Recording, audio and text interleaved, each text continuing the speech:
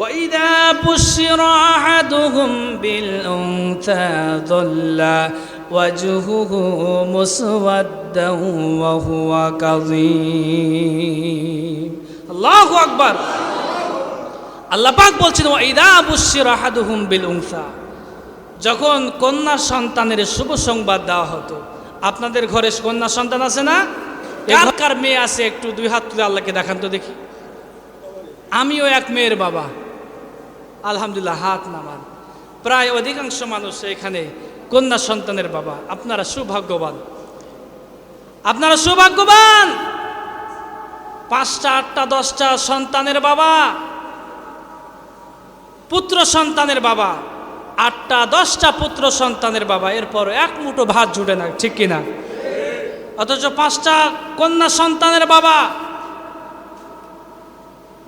6টা কন্যা সন্তানের বাবা, তার ঘরে 7টা কন্যা সন্তান। তার মতো সুখী মানুষ এলাকায় কেউ নাই, ঠিক কিনা? কেউ নাই সুখী মানুষ।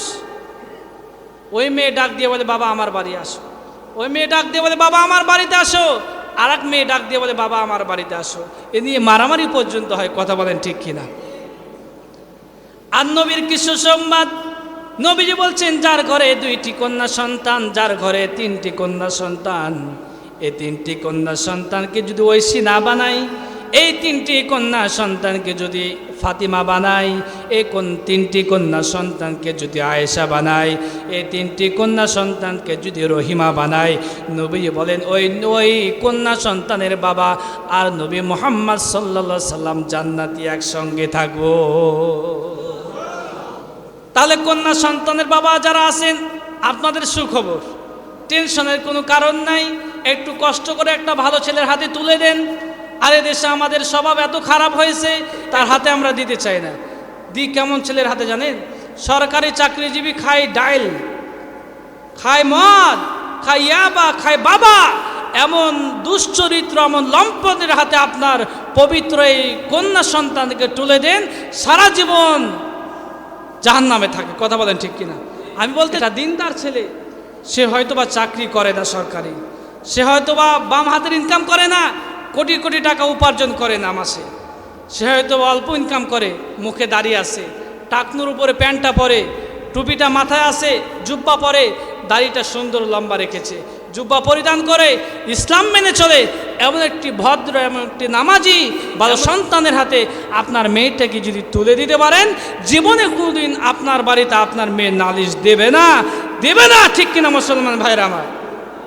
এই জন্য যে ছেলেটা ফজরের নামাজ পড়ে, ওই ছেলেটার হাতে আপনার মেয়েটার তুলে দিন। যে ছেলেটা দাঁড়িয়ে আছে, মদ গাঁজা ইয়াবা হিরোইন ফ্যান্সির সাথে সংযুক্ত নয়, এমন একটি ভালো ছেলের হাতে আপনার মেয়েকে তুলে দিন। কোনোদিন আপনার বাড়িতে আপনার মেয়েটা নালিশ দেবে না, মা বাবা আমি কষ্টের ভিতরে আছি, ঠিক কিনা? সম্মানিত উপস্থিতি, আল্লাহ পাক বলছেন ওয়াইদা বুশিরা আহাদুহুম বিল উনসা, যখন জাহিলিয়া যুগে কোনো বাবাকে কন্যা সন্তানের শুভ সংবাদ দেওয়া হয়, জল্লা ওয়াজহুদ মানে চেহারা, মুসওয়াদ্দাউ ওয়া হুয়া কাযিম, সঙ্গে সঙ্গে তাদের চেহারাটা কালো হয়ে যায়, মলিন হয়ে যায়। ইয়াতাওয়ারা মিনাল কওমি মিন সুই মা বুশিরা বিহি আয়ুমসিকুহু আলা হুনিন আম ইয়াদুসুহু ফিত তুরাব, তারা বড় টেনশনে আর চিন্তায় পড়ে যেত, মেয়ে বড় হবে, হয়তোবা কোনো পরপুরুষের হাত ধরে গার্ডেনে বা বাগানে চলে যাবে, ঠিক কিনা? এ মেয়েকে কেমনি বড় করবে, এত গ্লানি নিয়ে, মাথায় নিয়ে, বোঝা নিয়ে, মেয়েকে জীবিত রাখবো না, মাটির নিচে পুঁতে দেব। তারা চিন্তা ভাবনা করে তারা হয়তোবা দেশ থেকে চলে যেত, নয়তোবা কন্যা সন্তানকে জীবিত মাটির নিচে পুঁতে দিত, ঠিক কিনা? ও মা, ও বোন, আপনারা ছিলেন মাটির অতল গহ্বরে, রাসূল করিম সাল্লাল্লাহু আলাইহি সাল্লাম আপনাদেরকে রানীর সিংহাসনে বসিয়েছে, রাসূল করিম সাল্লাল্লাহু আলাইহি সাল্লাম আপনাদেরকে সম্মান দিয়েছে, ইজ্জত দিয়েছে। কে বলেছে নারীরা ব্যবসা করবে না? কে বলেছে নারীরা রাজনীতি করবে না? নারীরা ব্যবসা করবে, নারীরা কাজকর্ম করবে, নারীরা বাজারে যাবে, নারীরা যাবে শালীনতার সাথে। হযরত উমর ফারুক রাদিয়াল্লাহু তাআলা আনহু, তার স্ত্রী ছিল একজন বিশিষ্ট নার্স, একজন সেবিকা ছিল। উমরের জামানায় রাসূল করিম সাল্লাল্লাহু আলাইহি সাল্লাম যেভাবে রাষ্ট্র পরিচালনা করেছেন, উমর ফারুক রাদিয়াল্লাহু তাআলা আনহু ওইভাবে রাষ্ট্র পরিচালনা করেছেন। হযরত উমর ফারুক রাতের বেলায় বের হয়ে গেলেন। আমার দেশের মানুষ ঘুমিয়ে থাকে না, অনাহারে থাকে না, কিভাবে মানবতার জীবন যাপন করে, রাতের বেলায় মরুভূমিতে বের হয়ে গেলেন। আর আমার দেশের নেতা নেত্রীগুলো তারা খেয়ে বেঁচে থাকলেই পারে, কর্মীর কোনো খোঁজ খবর নাই। এই জন্য তো ম্যাডাম পালিয়েছে, কর্মীদের কোনো খবর নেই নাই। কথা বলেন ঠিক কিনা? কর্মীরা আজ বড় বিপদে, কেউ আছে আদালতে, কেউ আছে জেলখানায়, কেউ আছে রিমান্ডে। কথা বলেন ঠিক কিনা? আর ম্যাডাম সাহেবা আজকে কোথায় আছে?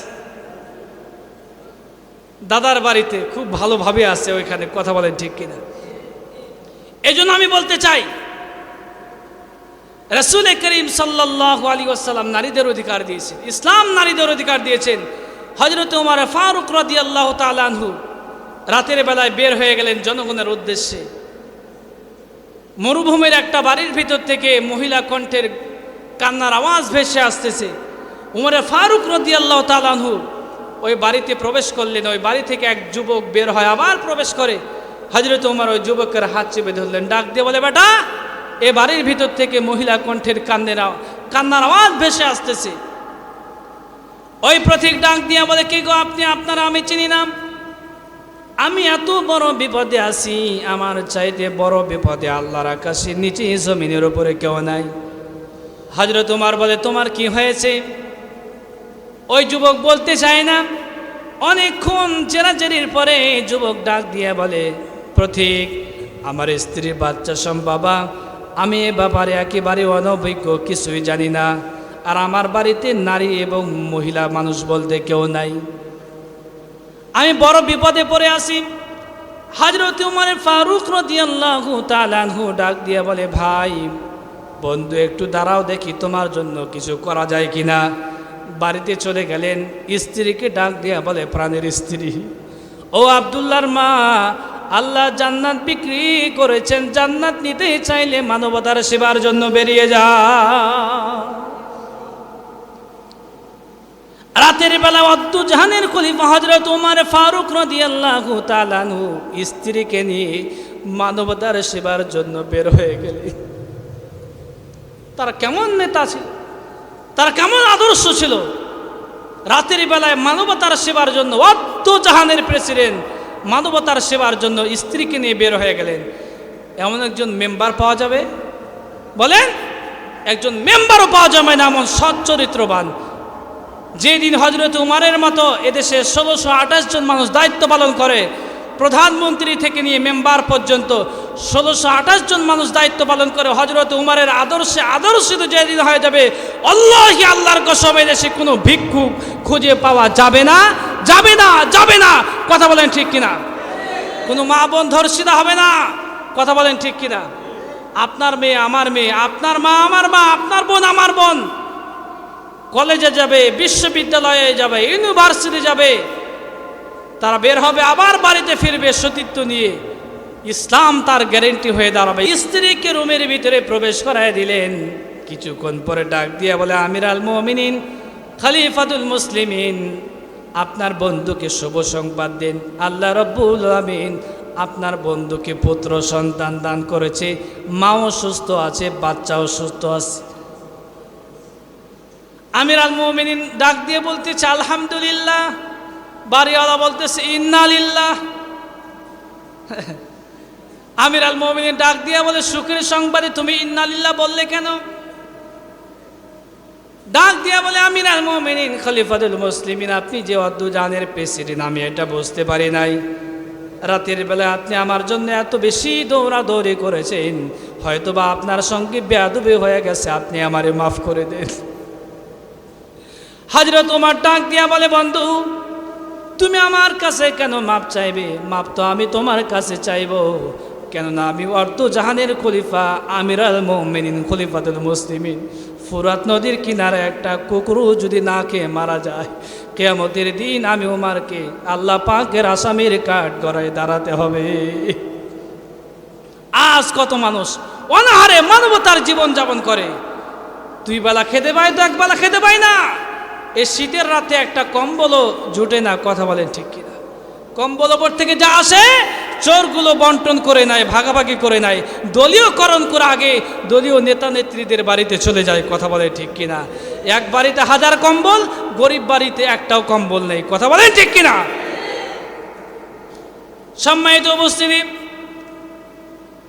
ওই বন্ধু ডাক দিয়ে বলে, আমিরাল মুমিনিন, রাতের বেলায় যে মেয়েটার নার্স এবং সেবিকা হিসাবে আমার স্ত্রীর কর্মচারী হিসাবে আপনি নিয়ে এসেছেন, কিছু পয়সা দিলাম, কিছু দিনার দিলাম, ওই মহিলার হাতে দিয়ে দিবেন। হযরত তোমার ডাক দিয়ে বলে, বন্ধুরে, তুমি কি মনে করো ওই মেয়ে কোনো হসপিটালের নার্স এবং সেবিকা? সেটি কোনো স্পেশাল নার্স এবং সেবিকা নয়। যে মেয়েটারে তোমার স্ত্রীর জন্য দুঃখের সময় নিয়ে এসেছি, ওই মহিলা আমার প্রাণপ্রিয় তোমার স্ত্রী। সুবহানাল্লাহ। নারীদের কোনো ইজ্জত ছিল না, সম্ভ্রম ছিল না, নারীদের স্বাধীনতা ছিল না। আল্লাহর কোরআন নারীদের কত ইজ্জত দিয়েছে, সম্মান দিয়েছে। নারীদেরকে আল্লাহ সুবহানাহু ওয়া তাআলা রানীর সিংহাসনে বসিয়েছে। জামিলার ঘটনা আপনাদেরকে আমি শোনাতে চাই না, আপনারা ঘটনা জানেন, আমি সেদিকেও যেতে চাই না। একজন নারী জন্মগ্রহণ করেছে, কন্যা সন্তান হিসাবে নারীর মর্যাদা। সুবহানাল্লাহ। কন্যা সন্তান হিসাবে নারীর কত মর্যাদা, ইসলাম কত মর্যাদা দিয়েছেন। আপনার ঘরে আপনার কন্যা সন্তান জন্মগ্রহণ করেছেন, আমার ঘরে একটা কন্যা সন্তান আছে। আমি আমার কন্যা, আমার কলিজার টুকরা মেয়ের নাম রেখেছি জান্নাতুল মাওয়া। এই সন্তান যত্ন সহকারে কন্যা সন্তানকে লালন পালন করবেন, কারণ ওই কন্যা সন্তানটি জান্নাতে যাওয়ার কারণ। সঠিক ইসলামের জ্ঞান দিবেন, শিক্ষা দিবেন, একজন ভালো সন্তানের হাতে তুলে দিবেন। সম্মানিত উপস্থিতি, মা হিসাবে একজন নারী কেমন মর্যাদাবান? আমরা প্রত্যেকটি সন্তান মাকে সম্মান করি না? করি কিনা বলেন? মা বৃদ্ধ হইলেও সম্মান করি কিনা? বাবা বৃদ্ধ হইলেও সম্মান করি কিনা? শুধু সম্মান আর ইজ্জত করে না ওরা যারা কুলাঙ্গার, যারা দোষ আছে, তারাই শুধুমাত্র মা বাবার সঙ্গে খারাপ ব্যবহার করতে পারে। কোনো ভালো সন্তান মা বাবার সঙ্গে খারাপ ব্যবহার করতে পারে না। ও ছোট্ট বয়সে ইসলামের শিক্ষা পায় নাই, ইসলামী আন্দোলনের শিক্ষা পায় নাই, বলেই তো সন্তান কুলাঙ্গার সন্তান হয়েছে, বলেই তো ওই সন্তান বৃদ্ধাশ্রমে দিয়ে আসছে। কথা বলেন ঠিক কিনা? যে সন্তান মা বাবার ভাত দেবে না, কুলাঙ্গার, ওকে দেশ থেকে তাড়ায় দেন, ওকে এলাকা থেকে তাড়ায় দেন, ঠিক কিনা? মা হিসাবে একজন নারী আদর্শবান। ও মা, ও মা, আপনি পর্দার আলে বসে আছেন, আপনি কি জানেন আপনার শান, আপনার মান, আপনার মর্যাদা কত বেশি? আল্লাহ পাক পৃথিবীতে একজন নারীকে সালাম দিয়েছেন, সেটা হচ্ছে আম্মাজান খাদিজাতুল কুবরা রাদিয়াল্লাহু তাআলা। পৃথিবীতে আপনার মতো আমার মতো মানুষকে আল্লাহ সালাম দেন নাই। আম্মাজান আয়েশা, আম্মাজান খাদিজাকে আল্লাহ সালাম দিয়েছেন, তিনি ছিলেন নারী। কে বলেছে ইসলাম নারী অধিকার দেন নাই? আল্লাহ পাক বলছেন, ওয়াসাইনাল ইনসান, হে তাবৎ পৃথিবীর মানুষ সমাজ সন্তান, তোমাদেরকে বলে দিলাম, আমি আল্লাহ দোষকাতে সই করে দিলাম, তোমরা তোমাদের মা বাবার সঙ্গে ভালো আচরণ করো, ভালো ব্যবহার করো। মা বাবার সঙ্গে ভালো ব্যবহার করতে হবে। বিধানটি দিয়েছে কে? ইসলাম।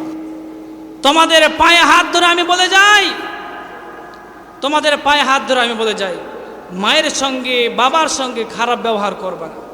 খবরদার, মায়ের সঙ্গে খারাপ ব্যবহার করবে না।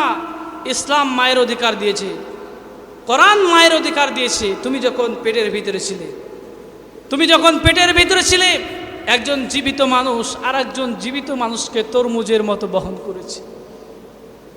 মা খেতে পারে নাই, মা ঘুমাতে পারে নাই, এরপরেও পরের সংসার কাজ করতে হবে।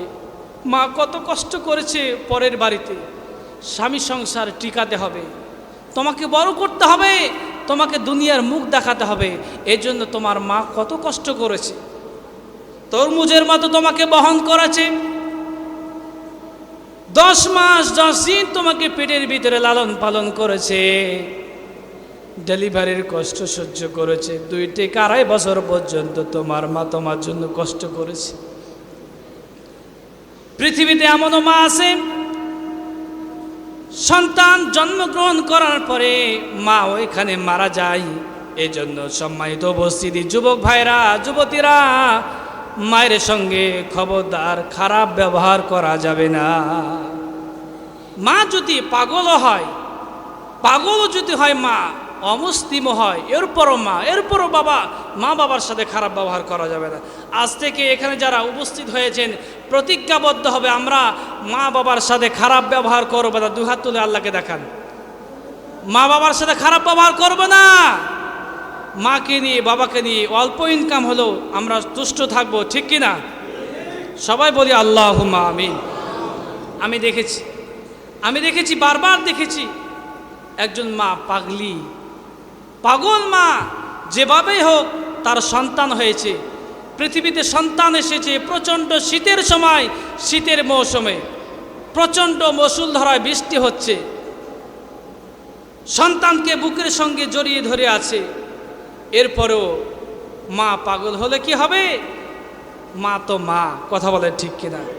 মা সন্তানকে বুকের সঙ্গে জড়িয়ে ধরে আছে, ওই সন্তান যেন কষ্ট না পায়, সন্তান যেন পানিতে ভিজে না যায়, কারণ মা তো মা। এজন্য সন্তানকে বুকের ভিতরে আগলে ধারণ করেছে, কারণ ওই মা মাতৃত্বের স্বাদ অনুধাবন করেছে, কথা বলেন ঠিক কিনা? ওই নবীর আদর্শ যদি আমরা গ্রহণ করতে পারি, দুনিয়া আখিরাত আপনার আমার জন্য পরিষ্কার হয়ে যাবে। পরিষ্কারভাবে আমরা জানাতে চাই, ওই নবী সম্পর্কে যারা বিশ্বৎকার করবে, আমার নবীর আকাশচুম্বী মর্যাদাকে নিয়ে যারা ছিনিমিনি করবে, আমার নবীর আকাশচুম্বী মর্যাদার বিরুদ্ধে যারা কালিমা লিপন করবে, তাদের বিরুদ্ধে বাংলার 18 কোটি জনতা রুখে দাঁড়াবে, কথা বলেন ঠিক কিনা মুসলমান? সম্মানিত উপস্থিতি, ওই নবীকে মানতে হবে, ওই নবীকে জানতে হবে, ওই নবীর মিশন এবং ভীষণ জানতে হবে। মদিনায় যাওয়ার পরে বিশ্বনবী রাসূল করিম সাল্লাল্লাহু আলাইহি সাল্লাম 10 বছর কোরআন দ্বারা রাষ্ট্র পরিচালনা করেছেন। বিশ্বনবীর ইন্তিকালের পরে তার সাহাবী আজমাইন 30 বছর রাষ্ট্র পরিচালনা করেছেন। খয়রুল কুরুনি করেনি। হযরত উমর বলছেন, হযরত উমর ছিলেন বিচারপতি, জীবনে একটি দিনের জন্য অন্যায় বিচার করে নাই। আর আমার দেশেও বিচারপতি আসে না নাই। প্রধান বিচারপতি তো বাদ দিলাম, সমাজের যদি একজন বিচারপতি হয়, এরপরও 10 তলা বাড়ির মালিক হয়ে যায়, কথা বলেন ঠিক কিনা? এর বিচার করতে গেলে নাকি টাকা নিতে হবে আগে, ঠিক কিনা? টাকা খেয়ে নাকি বিচার করতে হবে। এরা জাতির দুশ্মন, এরা ইসলামের দুশ্মন, এরা দেশের দুশ্মন, ঠিক কিনা? হযরত উমর ছিলেন বিচারপতি। কেমন বিচারপতি ছিলেন? হযরত উমর ফারুক রাদিয়াল্লাহু তাআলা বলছেন, আমি রাষ্ট্রের দায়িত্ব বসে আছি, একজন চোরও পেলাম না, একজন আসামিও পেলাম না, যাকে আমি ফাঁসির কাস্টে ঝুলাই, যা আমি বিচার করি। কেন বিচার করেন নাই? কেন ফাঁসির কাস্টে ঝুলাতে হয় নাই? কেন একজন আসামি পাই নাই? কারণ পুরো সমাজটা ছিল আল্লাহর কোরআন দ্বারা প্রতিষ্ঠিত, কোনো মানুষ চুরি করার সাহস পায় নাই। একটা মেয়ে রাস্তা দিয়ে চলাফেরা করতেছে, ইসলাম, কোরআন, হাদিস তার সতীত্বের পাহারাদার হয়ে দাঁড়িয়েছে। কারণ জানে, আমি যদি একজন নারীর হাতে নারীর ওড়না ধরে টান দিই, তাহলে আমাকে 80টি ব্যত্রাঘাত করা হবে। একজন নারীর প্রতি, সতী সাধবী নারীর প্রতি যদি আমি অপবাদ দিই, 100টি ব্যত্রাঘাত করা হবে। আর কোরআন বলতেছে তিনি ফাসিক, তিনি মুনাফিক, কথা বলে ঠিক কিনা? কোরআন বলতেছে যে চুরি করবে তার হাত কেটে দাও। এদেশে চোর আসে না নাই? বড় চোর আসে না নাই? ছোট চোর, চেয়ারম্যান, মেম্বার, এমপি, মন্ত্রী, টিওনো, ইওনো, সচিব, প্রধানমন্ত্রী, মন্ত্রী, সবাই চোর, সবাই চোরে দেশের, কথা বলেন ঠিক কিনা? এই প্রভাবশালী চোরগুলোর হাত যদি কেটে দেওয়া হয়, আর স্যাটেলাইট টেলিভিশন চ্যানেলগুলো যদি ওপেন করে দেওয়া হয়, বাংলার 18 কোটি মানুষ যদি দৃশ্য দেখে, আল্লাহি, আল্লাহর কসম, প্রভাবশালী চোরের হাত কাটা দেখে বাংলাদেশের মসজিদের স্যান্ডেল চোর, পেঁয়াজ চোর, আলু চোর, মসজিদের স্যান্ডেল চোর আর পেঁয়াজ চোরের চুরি করা বন্ধ হয়ে যাবে, কথা বলে ঠিক কিনা? কোরআন জিন্দাবাদ। আগামীর বাংলা ইসলামের বাংলা, আগামীর বাংলা কোরআনের বাংলা। কোরআন দ্বারা রাষ্ট্র পরিচালিত হলে আপনিও সুখে থাকবেন, আমিও সুখে থাকবো, আপনার আমার স্ত্রী, আপনার আমার মা, আপনার আমার বোনও সুখে থাকবে, কথা বলেন ঠিক কিনা? অমুসলিম যারা, তারাও নিরাপত্তার সঙ্গে এদেশে বসবাস করবে। রব্বানা যালামনা আনফুসানা ওয়া ইল্লাম তাগফির লানা وترحمنا لنكونن من الخاسرين ربنا آتنا في الدنيا حسنة وفي الآخرة حسنة وقنا عذاب النار আয় রব্বুল আলামিন গভীর রজনী পর্যন্ত তোমার আদরের বান্দা বান্দীদেরকে নিয়ে কোরআন সামনে নিয়ে আলোচনা করেছি। তোমার হাবিবের শানে কয়েক মরতবা দরুদ শরীফ তেলাওয়াত করেছি, তাসবিহ তাহলিল গুণকীর্তন করেছি। আমার পূর্বে দুইজন বিশিষ্ট আলেম দ্বীন কোরআন হাদিস থেকে আলোচনা করেছেন। আল্লাহ তাআলা আজকের তেলাওয়াতের সওয়াবটুকুন বিশ্বনবী জনাবে মুহাম্মদুর রাসূলুল্লাহ সাল্লাল্লাহু আলাইহি ওয়াসাল্লামের রূহ মুবারকে পৌঁছায় দাও। তিনার আলিমা তাবিন তাবিন আইম্মা মুজদাইন খুলাফায়ে রাশিদিন বাবা আদম আলাইহিস সালাম থেকে নিয়ে আজ পর্যন্ত তামাম বিশ্বের আনাচে কানাচে যারা যে এখানে শহীদ হয়েছে, আল্লাহ প্রত্যেকের আরো উপর সওয়াব পৌঁছায় দাও। সদাই উহুদ, সদাই বদর, সদাই খন্দক থেকে নিয়ে আজ পর্যন্ত দিন প্রতিষ্ঠার জন্য যারা শাহাদাত বরণ করেছেন, আল্লাহ প্রত্যেকের আরো বড় সওয়াব পৌঁছায় দাও। আল্লাহ তাআলা যে সমস্ত যুবক আর যুবতীদের মাধ্যমে আমরা দ্বিতীয়বারের মতো স্বাধীন পেয়েছি, দ্বিতীয়বারের মতো আমরা স্বাধীনতা পেয়েছি, আল্লাহ তাআলা তাদের অবদান আমরা ভুলতে পারি না। বুলেটের সামনে যারা বুক পেতে দিয়ে স্বাধীন বাংলাদেশ আমাদেরকে উপহার দিয়েছে, আল্লাহ তাআলা তাদের জন্য দোয়া করি, প্রত্যেককে তুমি শাহাদাতের উত্তম মর্যাদা দিয়ে ধন্য করে দাও। শহীদ আবু সাঈদ, শহীদ মুগ্ধ, আল্লাহ তাআলা যারা এই আন্দোলনে জীবন দিয়েছে, প্রত্যেকের রক্তগুলো তুমি শহীদ হিসাবে কবুল আর মঞ্জুর করে নাও। আল্লাহ তাআলা আমরা যারা উপস্থিত হয়েছি সিরাতুন নবী সাল্লাল্লাহু আলাইহি ওয়াসাল্লামের মাহফিলে, আল্লাহ তাআলা জানি না কার মা নাই, জনম দুঃখী মা, একটি অক্ষর মা, সারা পৃথিবীর মধু যেন এই নামের ভিতরে তুমি ঢুকায় দিয়েছো। আল্লাহ তাআলা মাহারা সন্তানগুলো আমার সঙ্গে হাত উত্তোলন করেছে, মায়ের অবদান ভোলা যাবে না। আল্লাহ মা আমাদের জন্য কত কষ্ট করেছে, আমাদেরকে মানুষের মতো মানুষ করেছে। আমরা যখন মায়ের পেটের ভিতরে ছিলাম, আমরা হাঁটু দ্বারা গুঁতো দিয়েছি, পা দ্বারা গুঁতো দিয়েছি। মা ঘুমাতে পারে নাই, মা খেতে পারে নাই, মা বাজারে যেতে পারে নাই, মা তো কোনোদিন আগে খাই না। সারাদিনের ক্লান্ত শ্লান্ত শরীর নিয়ে মা যখন খেতে বসেছে, আমরা এত জোরে হাঁটু দ্বারা পা দ্বারা গুঁতো দিয়েছি, মা ঘুমাতে পারে নাই। মা কোনোদিন আগে খাই না, সারাদিনের ব্যস্ততা সেরে মা যখন সবার শেষে খেতে বসেছে, আমরা এত জোরে হাঁটু দ্বারা পা দ্বারা গুঁতো দিয়েছি, মা খেতে পারে নাই। এভাবে এক নয়, দুই নয়, 10 মাস 10টি দিন মাকে আমরা এভাবে কষ্ট দিয়েছি। ডেলিভারির যন্ত্রণা সহ্য করেছেন, 2 থেকে 2.5 বছর পর্যন্ত তাজা দুগ্ধ পান করি আমাদের জীবন বাঁচিয়েছে। আল্লাহ ওই মাহারা সন্তানগুলোকে নিয়ে আমি তোমার শাহী দরবারে হাত উত্তোলন করেছি। আয় আল্লাহ তাআলা 2 হাত দিয়ে আমরা আমাদের মাদেরকে কবরস্থ করেছি। পৃথিবীর এক প্রান্ত থেকে নিয়ে আর এক প্রান্তের খবর নেওয়া যায়, 3.5 হাত মাটির নিচে দমরে মুচড়ে পড়ে আছে, আমরা খবর নিতে পারি না। আয় আল্লাহ তাআলা ওই মা যারা আমরা হারিয়েছি, মায়ের কবরটা তুমি জান্নাতুম মিন রিয়াজিল জান্নাতে পরিণত করে দাও। বাবার অবদান কম নয়, অক্লান্ত পরিশ্রম করে মাথার গাম পায়ে ফেলে আমাদেরকে মানুষের মতো মানুষ করেছে।